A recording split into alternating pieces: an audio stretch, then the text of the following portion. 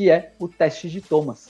O teste de Thomas é um teste que a gente faz, onde a gente pede para o indivíduo ficar deitado numa maca ou num banco, e aí ele abraça as duas pernas, uma das pernas ele vai descer e vai tentar ficar nessa posição, onde ela deveria ficar alinhada, e aqui eu não tenho um encurtamento aqui do psoas, e aqui eu tenho, tá? Do psoas ou dos flexores do quadril aí no caso, né?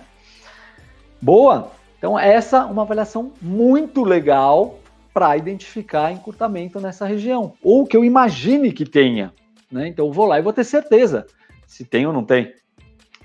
Boa! E aí eu estou pensando que tem uma inibição de glúteo. Lembra lá da imagem? Ó, vamos voltar aqui. Então, tem uma inibição de glúteo. Teoricamente, tem um psoas encurtado nessa posição e eu tenho uma inibição de glúteo. Então, vamos ter certeza disso. Como é que eu vou testar? Vou ver se esse glúteo realmente ele está inibido. E aí tem um teste bacana para isso também. Um teste validado.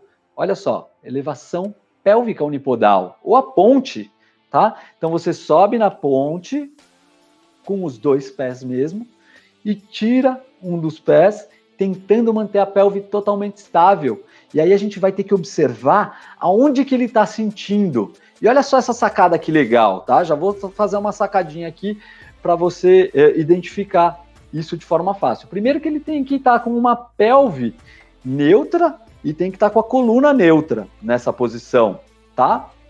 E aí, se esse indivíduo ele está sentindo mais o posterior de coxa, ele está sentindo mais, às vezes até a própria coxa, ou ele está sentindo a lombar, ele tem uma inibição de glúteo. Eu preciso trabalhar mais esse glúteo, eu preciso saber ativar esse glúteo.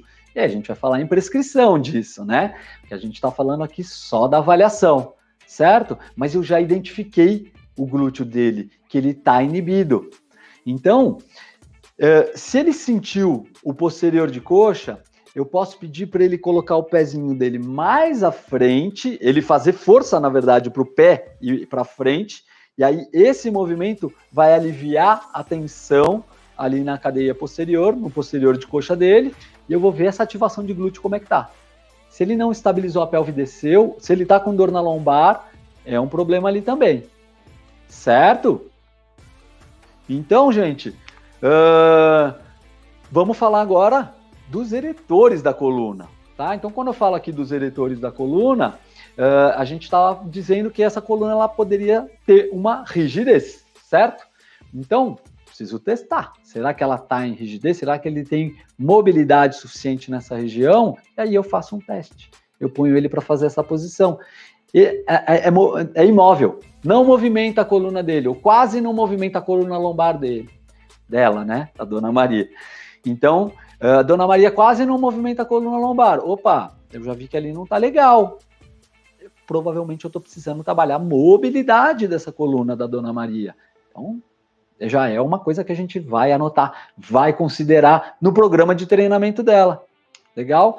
E aí, lá dizia também que a gente, teoricamente, este padrão postural tem uma inibição, né, da parede anterior, aqui do abdômen, né, dessa região, que eu gosto de chamar de parede anterior, não só de abdômen, porque a gente vai falar daqui a pouquinho sobre isso, mas porque tem um monte de músculos aqui atuando e não só o reto abdominal, tá? Então, para eu identificar se tem uma inibição, tem um teste para isso. Olha que legal. Esse teste do FMS, baseado também do FMS, que é a estabilidade de tronco. Então, ele faz essa flexão de braço e a gente avalia se está estável. O objetivo não é avaliar a força do braço, gente. O objetivo aqui é olhar como é que se comporta a pelve e a coluna desse indivíduo quando ele faz a flexão de braço. Então, ele está nessa posição, tá? E ele empurra o chão, tá? Ó, os homens devem considerar aí a posição aqui, ó, da têmpora, posição dos dedões na altura da têmpora, e aí ele empurra o chão e eu observo como se comporta a estabilidade dele do core. Se ele faz isso aqui para subir, não tá boa. Se ele sobe perfeito, legal. Ele tá com uma boa estabilidade do core. Se ele não consegue fazer aqui, a gente desce pro queixo, pum, e faz assim o movimento também na altura do queixo. Se ele não conseguiu aí, realmente está ruim. A gente precisa trabalhar muito isso. Tem uma inibição de parede anterior, certo?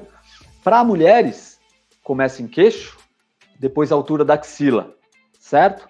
Então, se ela fez na altura da axila e não foi legal, Dona Maria precisa trabalhar, realmente está com uma inibição de parede anterior.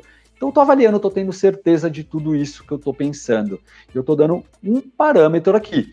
Tem muitas avaliações, claro que eu não consigo trazer todas para vocês, mas eu estou trazendo aqui várias importantes, identificando essa disfunção de cadeia cruzada, que é um padrão tão comum. Certo?